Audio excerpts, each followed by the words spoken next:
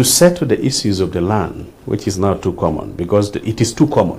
It is not only in Acholi. It's only beyond. Acholi. But specifically for Acholi, ours is a special case because of the war we have been in, the effects of the war, and how the ending of the war has been handled, not in an appropriate way. First of all, the government would have thought of it wisely that after the insurgencies in Acholi sub-region, at least some TRCs should be set. Truth and Reconciliation Commission should be set. Just like in any other countries. We look at what happened in South Africa after the apartheid policy.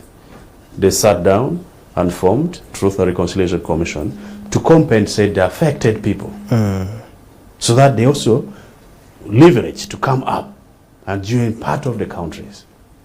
Look at what happened in Rwanda, the genocide between Hutsi and Tutsi. You see, they set a commission to investigate the level of atrocities and who is affected to be compensated. Now in Acholi, that did not take place. Even the little cattle compensation we are asking for, it is still a story.